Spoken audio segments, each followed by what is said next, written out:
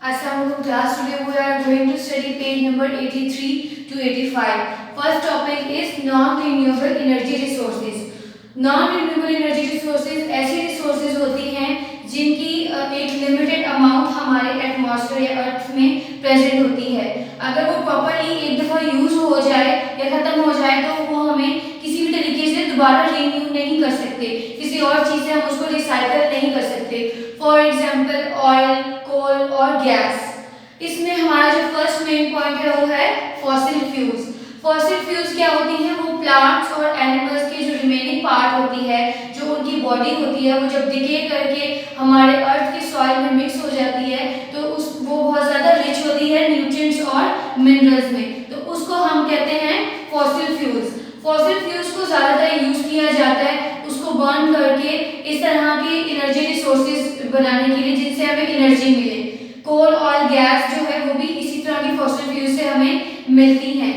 तो फर्स्ट हम इसमें देखते हैं ग्रीन हाउस इफेक्ट और global warming. Green house effect में क्या होता है कि आपकी जो अर्थ की सरफेस है उसमें सनलाइट आ रही है, यानी कि सन से हीट आ रही है, तो जितनी हीट आती है उतनी हीट वापस नहीं जाती। कुछ ऐसी जो क्वांटिटी है हीट की वो आपके अर्थ की सराउंडिंग में प्रेजेंट रहती है, वो उसके अंदर ही ट्रैप रहती है। तो उसमें एक मेन जो कंपाउंड है वो है कार्बन डाइऑक्साइड।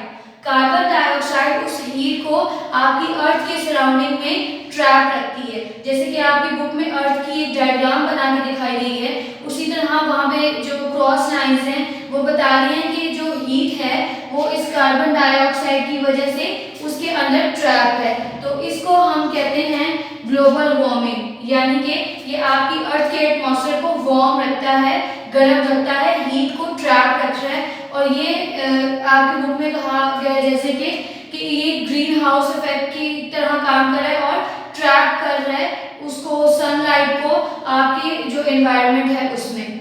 नेक्स्ट है आपके पास एसिड रेन। ये जो सारे आपके पास अब पॉइंट्स आ रहे हैं ये डिसएडवांटेजेस हैं, यानी कि फॉसिल फ्यूल्स को जब बर्न किया जा रहा है एनर्जी ऑब्टेन करने के लिए तो उसमें हमें कुछ डिसएडवांटेजेस भी मिल रही हैं। तो एसिड रेन क्या है? एसिड रेन में सबसे पहले ये होगा कि जब फैक्ट्रीज में या इंडस्ट्रीज में इन फॉसिल फ्यूल्स को बर्न किया जाता है, यानी कि जलाया जाता है उनसे एनर्जी ऑब्टेन करने के लिए, तो उनके अंदर जो गैसेस रिलीज हो रही हैं हमारे एनवायरनमेंट में वो है sulphur dioxide and oxides of nitrogen.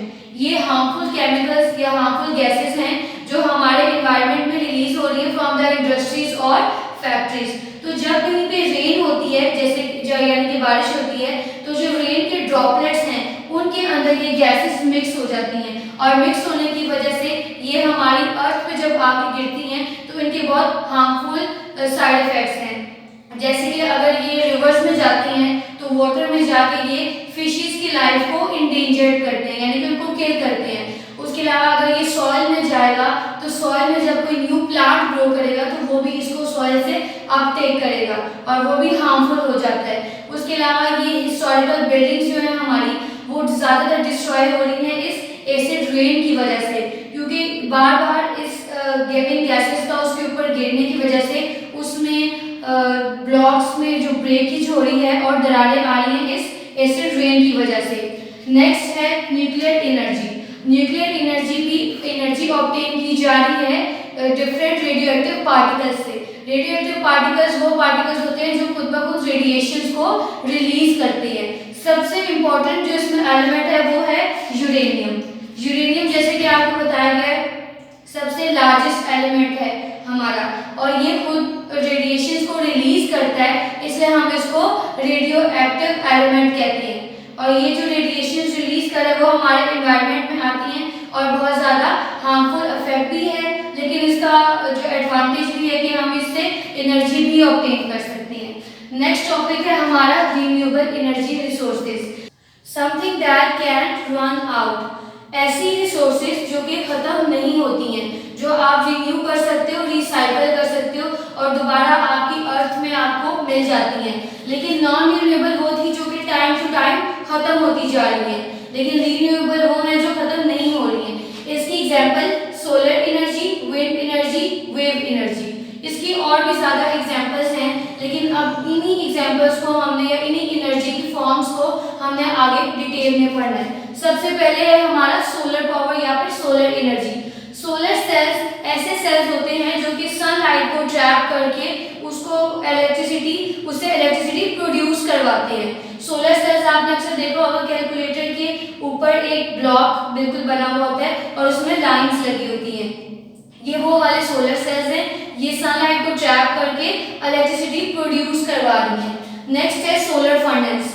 आपकी बुक में भी आपको सोलर फर्नेस की पिक्चर नजर आ रही है कि एक जो सोलर फर्नेस ऐसी टेक्निक है कि सारी सनलाइट की जो रेज हैं उसको एक जगह पे एक फोकल पॉइंट है, यानी कि ये एक कनकेव मिरर है।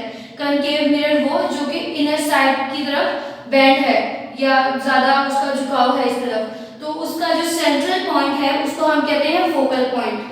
एक यहाँ पे सोर्स होती है, सनलाइट को ट्रैप करने की सोर्स होती है जो सारी रेज को इस फोकल पॉइंट के ऊपर लेके आ रही है, और यहाँ पे लेके आने की वजह से उससे एक टाइम पे इलेक्ट्रिसिटी प्रोड्यूस करवाई जा सकती है। तो इसके लिए आपने अपनी साथ साथ जो बुक में एग्जांपल्स हैं, पिक्चर्स हैं, वो भी जरूर देखनी है। और सोलर फर्नेस में मैक्सिमम टेम्परेचर जो है वो 3000 डिग्री सेंटीग्रेड तक जा सकता है।